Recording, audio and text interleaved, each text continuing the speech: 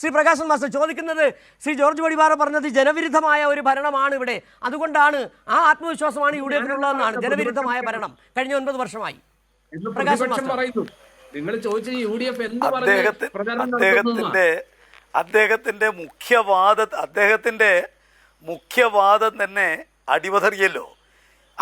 അൻവറിനെ ഞങ്ങൾ പിന്നെ ഒരു നിലക്കും പ്രീണിപ്പിക്കാൻ ശ്രമിച്ചിട്ടില്ല എന്നുള്ളതല്ലല്ലോ ഈ കേരളം കണ്ടത്. 24ാമത്തെ മണിക്കൂറിലും ചെന്ന് അദ്ദേഹത്തെ അനുനയിപ്പിക്കുന്നത് അൻവറിനെതിരെ നിൽക്കാൻ ധൈര്യം കാണിച്ചു എന്ന് പറയുന്ന വാദത്തിൻ്റെ പൊള്ളത്തരം പൊളിക്കുന്നല്ലേ. അപ്പം അദ്ദേഹത്തിൻ്റെ പ്രഥമ വാദം തന്നെ അത് നിലംപരിശാവുകയാണ്. പിന്നെ ഇവിടെ ഈ പിന്നെ ഉന്നയിക്കപ്പെട്ടിരിക്കുന്ന വാദം, കോൺഗ്രസ് ഉന്നയിച്ചിരിക്കുന്ന എല്ലാ വാദങ്ങളും ബൂമറാങ്ങായി തിരിച്ചടിക്കുകയാണ്. നിങ്ങൾ പിന്നെ പറഞ്ഞോ, നിങ്ങൾക്ക് സമയം കിട്ടുമല്ലോ, നിങ്ങളുടെ സമയത്ത് ഞാൻ പറഞ്ഞിട്ടൊന്നുമില്ലല്ലോ. ഇവിടെ കോൺഗ്രസ് ഉന്നയിച്ച എല്ലാ വാദങ്ങളും ബൂമറാങ്ങായി തിരിച്ചടിക്കുകയാണ്.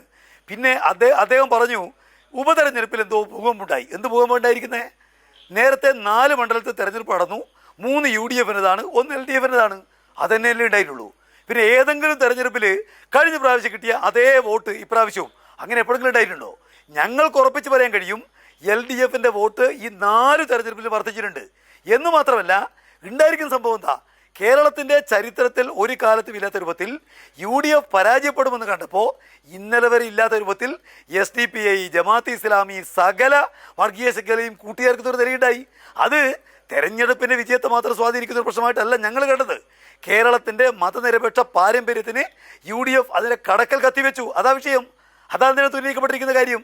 അതുകൊണ്ട് വോട്ടിൻ്റെ വർധനം ഉണ്ടായിട്ടുണ്ടാവും. അത് കേരളത്തിൻ്റെ രാഷ്ട്രീയ പാരമ്പര്യത്തിന് എത്രമാത്രം കളങ്കം ചാർത്തി എന്നുള്ളതാണ് അവരാലോചിക്കേണ്ടത്. പിന്നെ വലിയ ധൈര്യം ഉണ്ടായിട്ടാണല്ലോ ബന്ധുക്കളെ മാത്രം മത്സരിച്ചിരിക്കുന്ന 2 സ്ഥാനാർത്ഥികൾ. ഞാൻ ചോദിക്കട്ടെ, നിങ്ങൾക്ക് ഈ പറഞ്ഞതുപോലെ കോൺഗ്രസ് നേതാക്കന്മാരാ? അല്ലല്ലോ. അനുതാപ തരംഗം ഉപയോഗിക്കാൻ വേണ്ടിയല്ലേ അവർ മത്സരിപ്പിച്ചത്. വലിയ നിലയ്ക്ക് ജയിക്കുന്നുള്ള ഇതുണ്ടായിരുന്നെങ്കിൽ നല്ല രാഷ്ട്രീയക്കാരെ മത്സരിപ്പിച്ചൂടെ?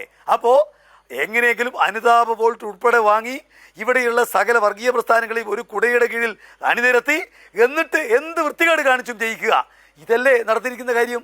അതുകൊണ്ട് ഇവിടെ ഉപതെരഞ്ഞെടുപ്പിൽ എന്തോ സംഭവം നടന്നിരിക്കുന്നു, എന്തോ ഭൂകമ്പം വന്നിരിക്കുന്നു എന്ന അദ്ദേഹത്തിന് ന്യായത്തോടൊന്നും ഒരു നിലക്കും യോജിക്കാൻ വേണ്ടി കഴിയില്ല. ഇവിടെ നിങ്ങൾ കാണേണ്ടത് കേരളത്തിൻ്റെ ചരിത്രത്തിൽ ആദ്യമായിട്ടാണ് ഈ കഴിഞ്ഞ ലോക്സഭാ തെരഞ്ഞെടുപ്പിൽ ഇവരെല്ലാം ഒരു കുടക്കീഴിൽ മത്സരിക്കുന്ന നിലയുണ്ടായത്. ഞാനെന്താണ് ആദ്യം പറഞ്ഞത്, അത് അതേപോലെ ആവർത്തിക്കാനാവും എന്ന നിലക്കല്ലേ ഇവിടെയും അവരിറങ്ങിയത്. പക്ഷേ അൻവർ ഭൂകമ്പം ഉണ്ടാക്കി. അൻവറിൻ്റെ വാദം അൻവറിനെ മത്സരിപ്പിക്കണമെന്നല്ല, അൻവർ വാദം ഉന്നയിച്ചതിന് മേലെ തള്ളിക്കളഞ്ഞല്ല. അൻവറോട് സ്ഥാനാർത്ഥിയെ സമ്മതിച്ച് അദ്ദേഹം പറഞ്ഞല്ലോ, ഒടുവിൽ പോലും എന്നോട് പറഞ്ഞു ജോയിയെ സ്ഥാനാർത്ഥിയാക്കും.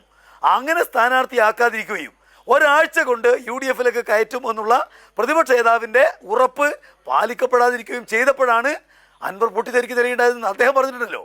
പിന്നെ എങ്ങനെയാ പൊടിപ്പാറക്ക് വേറെ എന്തോ വിവരം കിട്ടിയത്? അപ്പോൾ അൻവറിനോട് ധൈര്യം കാണിക്കൊന്നുമല്ല, അൻവറും കൂടെ ചേർന്ന് LDFിനെ എതിർക്കാൻ വേണ്ടി കഴിയും എന്ന നിലക്കാണ് നിങ്ങൾ ഇറങ്ങിയത്. പക്ഷേ ഒരു കാരണവശാലും സാധ്യമാവില്ല എന്നുള്ളത് നിങ്ങൾക്ക് മനസ്സിലാക്കാൻ വേണ്ടി കഴിഞ്ഞെന്ന് മാത്രമേ ഉള്ളൂ.